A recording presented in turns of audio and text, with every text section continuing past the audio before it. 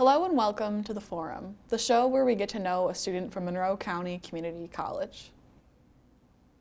I'm your host, Lauren, the editor of The Agora, the student-led newspaper at MCCC. For this episode of The Forum, we will be featuring 18-year-old MCCC student Brant, Georgia. He's an artist in residence at the River Raisin National Battlefield Park. Hi, Brant. It's great to have you here today. So I really want to know about this artist in residence thing. Can you tell me a little bit about that? How'd you get started there? Yeah, so I started at River Raisin National Battlefield Park as an intern through the community college, basically acting as a tour guide, helping with construction and stuff like that.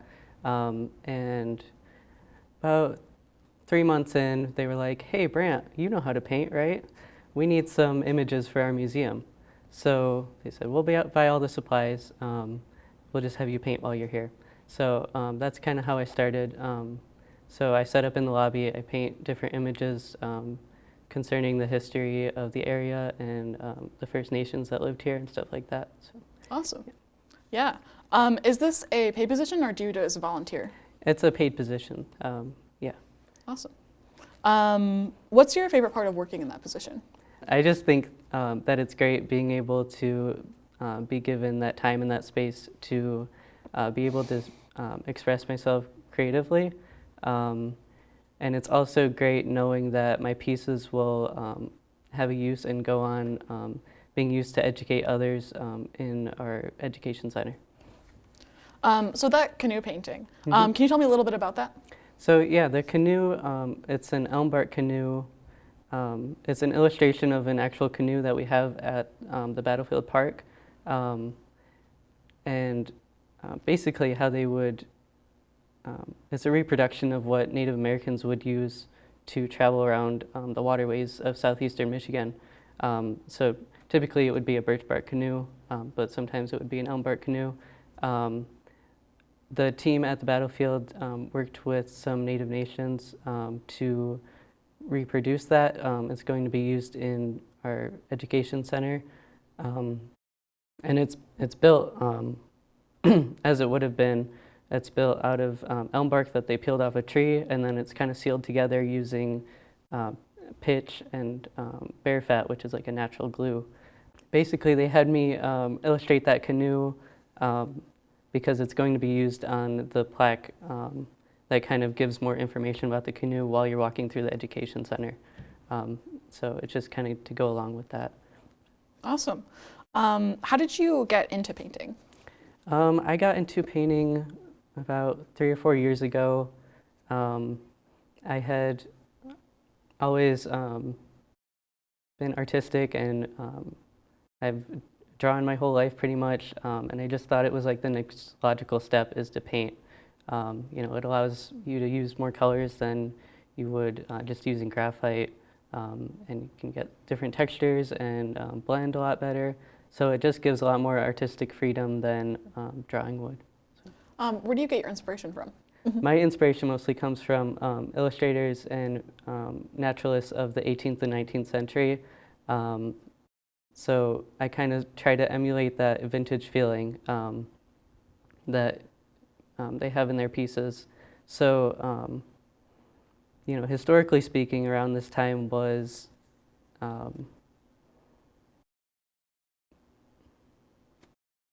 it was, from a European perspective, there was the New World, North and South America, and then there was also a lot of exploring going on in Africa, Asia, and Australia. So there was a lot of biodiversity that hadn't been documented from a European perspective. So there was kind of this influx during the Victorian era to document all of this biodiversity. So that's kind of the historical significance, and a lot of these pieces are still celebrated, and a lot of people hang them in their homes and stuff. A kind of keystone of this era was John James Audubon and Elizabeth Gould, who worked with her husband John Gould and produced pieces of the birds of Oceania. And a lot of people still have those hanging up in their home. They're timeless pieces. So sort of my work aims to emulate that feeling, but also provide modern day information that they didn't have back then. So for instance, I'll include a range map where the bird occurs throughout the world, stuff like that. Basically, my piece is aimed to emulate that vintage feeling while still providing modern day information that they didn't have back then. So it'll, for instance, include a range map that shows where that bird occurs, which is also really interesting to look at because based on different geographic features, it kind of affects where that bird occurs. Range maps are really interesting because if you look at them based on different geographical features, it affects where that species occurs. So for instance, we have a lot of pelagic open ocean species that occur on Lake Erie that don't occur in the other Great Lakes, and that's because they come down from the St. Lawrence Seaway. So that's kind of cool to kind of be able to discern that information. So there's a lot of information in my pieces, and if you really look at them, you can discern a lot of that information. There's a lot of times there's difference between sex, there's number of offspring, what their nest is composed of, how they reproduce, where they nest, stuff like that. So yeah. Cool. So your personal projects like that cardinal painting, they tend to be of birds. Why do you tend to choose birds as your subject? I really like birds because they have a great amount of biodiversity. You know, you have your raptors and you have your songbirds and waterfowl. Those are just 3 groups. There's, off the top of my head, I can think of around 40 different species, or 40 different families that occur in Michigan. So there's a lot of different birds, and within that there's a lot of different variations. So that's one reason why. Another reason why is that they're just, within this region, they're so plentiful. We live on a migratory flyway along the coast of Lake Erie.